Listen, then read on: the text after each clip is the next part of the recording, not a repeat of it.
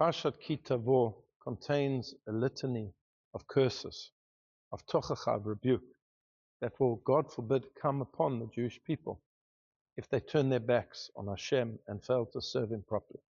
And these include disease, attacks by the enemy, exile, deprivation, children going missing, terrible, terrible things. And in one verse, the Torah says something quite incredible, that this will come upon you, tachat asher avadat et Hashem Elokecha, tachat asher lo avadat et Hashem Elokecha, b'simcha b'tuv levav merov kol. Because you did not serve Hashem, your God, b'simcha, with joy, b'tuv levav, and with fullness of heart, with goodness of heart, merov kol, and you had so much. The Torah doesn't say that this is coming upon you because you didn't serve God, because you didn't do mitzvot, because you didn't learn Torah. No, you did do that. You did serve Hashem. You did do mitzvot. You did study Torah. But you didn't do it with simcha. You didn't do it with happiness. You didn't do it with tuv levav, with goodness of the heart. You did it with a kretch, with a moan, with a complaint. Oh, this is so difficult. People used to say, Eastern European Jews, they came to America, to other places, used to say in Yiddish, oh, it's so difficult to be a Jew. It's so hard to be a Jew. And their children heard them say this. And Rav Moshe Feinstein, of blessed memory, said that this is something that caused great devastation in the Jewish people.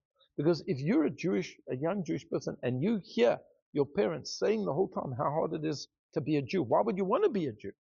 Why would you want to continue that? So, well, if they don't enjoy it, why should I do it? The attitude should be, wow, what a blessing it is to be a Jew. What a privilege it is to serve God. That you selected us from all of the nations. And you gave us a Torah. You should be filled with an intense feeling of simcha. The Chaya Adam, the famous halachic book that was written in Lithuania, has a very interesting chapter in which he lists all of the principles that are relevant to the performance of many different mitzvot. And one of them, he says, is to do a mitzvah with great joy. Any mitzvah. It doesn't have to be a mitzvah that comes with joy. Dancing on Simchat Torah is a joyous mitzvah. But even if it's something that's not necessarily related to Simcha, when you put on your tefillin, when you put on a talis, when you light the Shabbos candles, whatever it is, it has to be with a sense of incredible joy.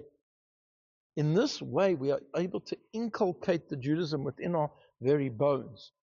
And also it has a pragmatic effect, because when others see the joy that we get from fulfilling a mitzvah, they'll say to themselves, well, I also want to do that. I also want to live that life.